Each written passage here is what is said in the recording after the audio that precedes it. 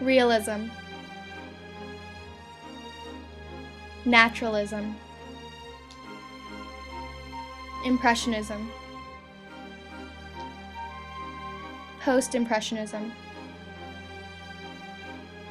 Fauvism, modernism, and cubism.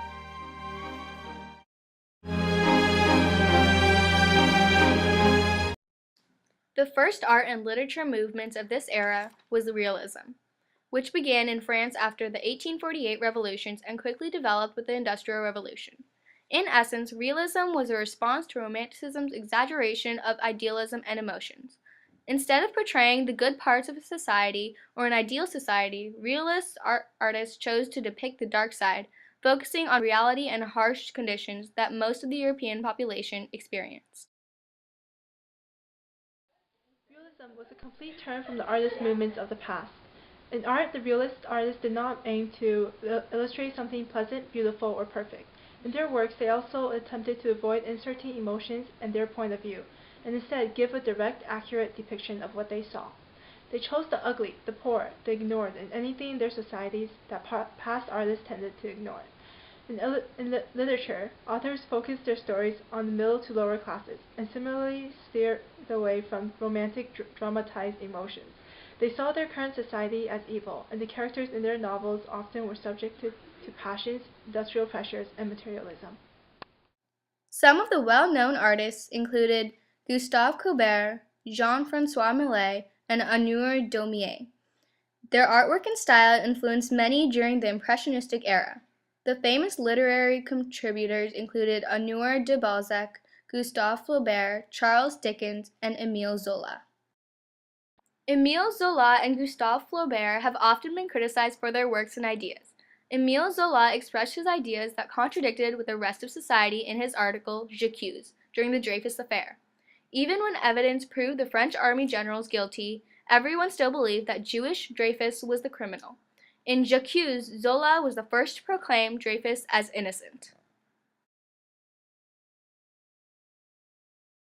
One of the masterpieces that was created during this period was Madame Bovary, written by Gustave Flaubert, criticizing the culture of the middle class where the characters suffer from having no connection to reality and are lost in their own emotions.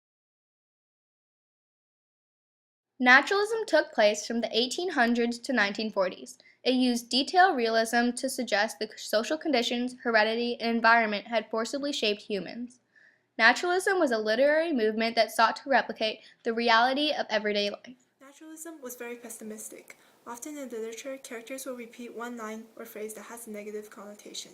These pessimistic phrases often emphasizing the possibility of death. Naturalistic writers focus mainly on human misery. The works of this time period expose the dark and harsh parts of life, including poverty, racism, violence, prejudice, disease, corruption, prostitution, and filth. Many of the naturalist writers were greatly influenced by Charles Darwin's theories of evolution and natural selection, the thought that the surroundings and environment greatly shapes one's personality and choices. By the influence of Charles Darwin, I personally believe that heredity and social environment greatly shapes one's character. The way a human being acts, talks, and even the way they make choices is greatly affected by their corresponding surrounding societies and background of their heritage.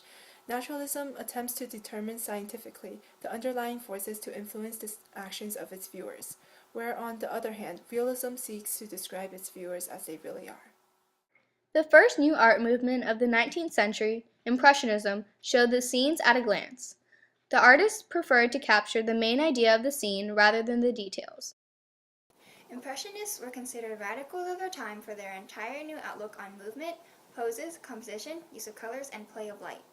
At first, the public and art critics disapproved of the style, saying its adherence to the original methods of art was too great. But the public soon came to like the new art style, accepting the original and fresh vision. Claude Monet was considered the father of French Impressionism. The entire movement was named after his painting Impression Sunrise. When Monet was in art school, he was known not to copy the work of old masters like the other students, but would always look out the window and paint what he saw. Virginia Woolf was also known as an Impressionist writer. Impressionism was shown through writing when the author selected a few details to convey a scene. Wolfe's most famous works included Mrs. Dalloway, To the Lighthouse, and Orlando, and the book-length essay A Room of One's Own. Post-Impressionism was very similar to Impressionism, but artists made it different by emphasizing the geometric forms of the painting. Post-Impressionism was given the same views from critics as its predecessor, Impressionism. Writer Wilfred Scawen Blunt openly gave his views on his exposé, but Blunt was known to be quite a character and very opinionated. Went to the Grafton Gallery to look at what was called the post-impressionist pictures sent over from Paris. The exhibition is either an extremely bad joke or a swindle. I'm inclined to think the latter, for there is no trace of humor in it. Still less is there a trace of sense, of skill, or taste, good or bad, or art or cleverness. Nothing but the gross puerility which scrawls indecencies on the walls of a privy. The drawing is on the level of that of an untaught child of 7 or 8 years old, the sense of color that of a tea-tray painter, the method that of a schoolboy who wipes his fingers on a slate after spitting on them. Apart from the frames, the whole collection should not be worth £5, and then only for the pleasure of making a bonfire of them. Yet 2 or 3 of our art critics have pronounced in their favor. Roger Fry, a critic of taste, has written an introduction to the catalogue, and Desmond McCarthy acts as secretary to the show. They are the works of idleness and impotent stupidity, a pornographic show. Vincent van Gogh was the most famous of the post-impressionist artists. His most famous paintings included Starry Night, Sunflowers, and The Bedroom at Arles, but he was mostly known for cutting off his own ear. Many believe that in a fit of insanity he cut off part of his lobe, but researchers came to the conclusion that in an argument with fellow artist Paul Gauguin, Van Gogh threw a wine glass at him and Gauguin attacked him with a saber. Fauvism is the style of Les Fauves, which means the wild beasts in French. This movement only lasted a couple years in between Post-Impressionism and Cubism. For most Fauve artists, it was a transitional learning stage. Fauve artists were a loose group of 20th century modern artists who shared a similar approach to nature with works which emphasized painterly qualities and strong colors. They were the first break with Impressionism as well as with older traditional methods of perception. This art was characterized by an expressionist style which bold distortion of forms, exuberant color, and seemingly wild brush strokes. The subject had a high degree of simplification and abstraction. This movement can be classified as an extreme development of Van Gogh's post-impressionism fused with pointillism and other neo-impressionist painters.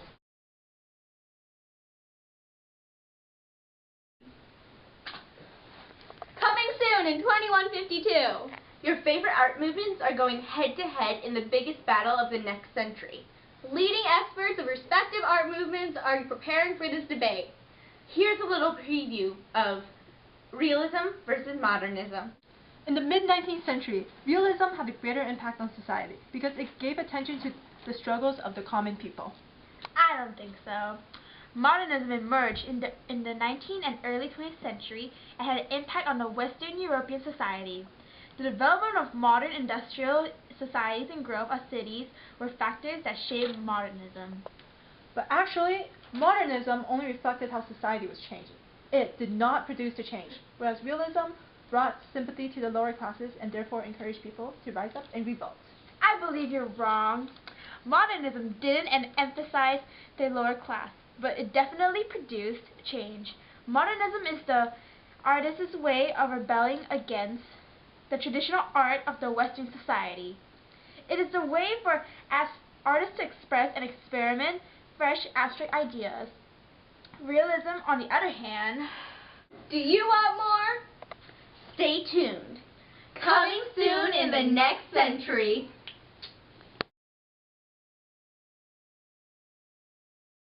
Modernism, in its broadest definition, is the modern thought, character, or practice. More specifically, the term describes the modernist movements in the arts, its set of cultural tendencies and associated cultural movements.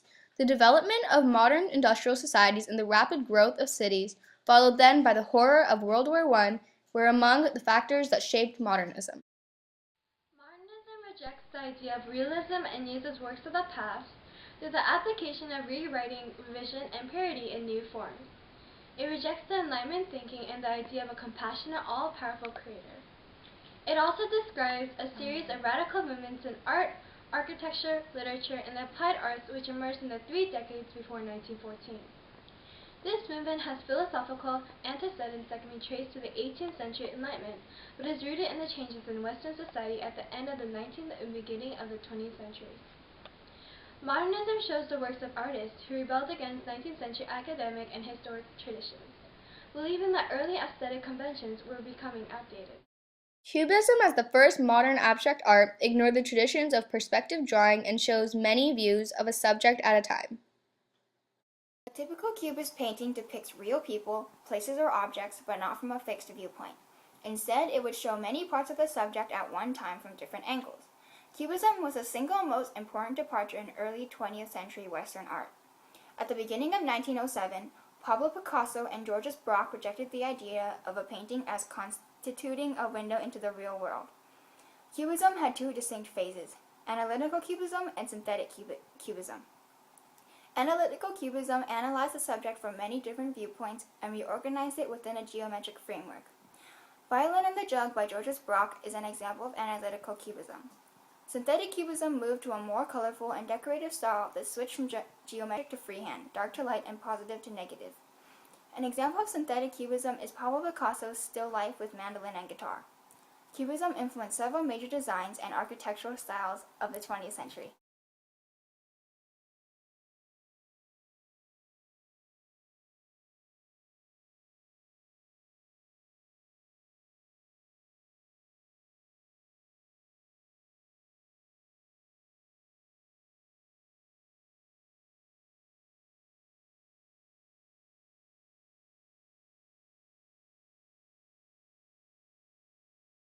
Typical Cubist painting depicts real people, places, or objects, but not from a fixed viewpoint.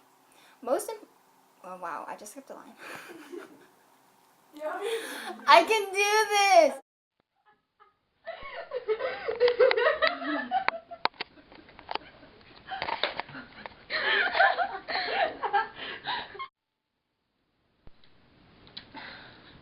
Okay. Let's go. Okay. Don't do that. Action. Coming soon.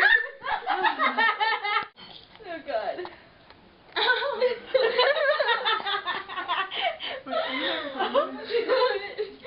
Okay.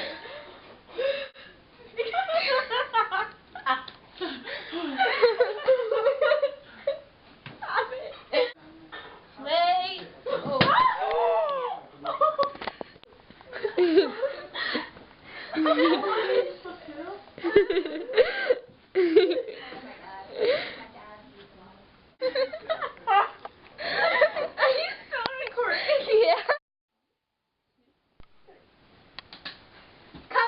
In 2152, your favorite art movements are going head-to-head in the biggest battle of the next century. Leading experts of respective art movements are coming head-to-head. Okay, I'm not recording anymore. Okay.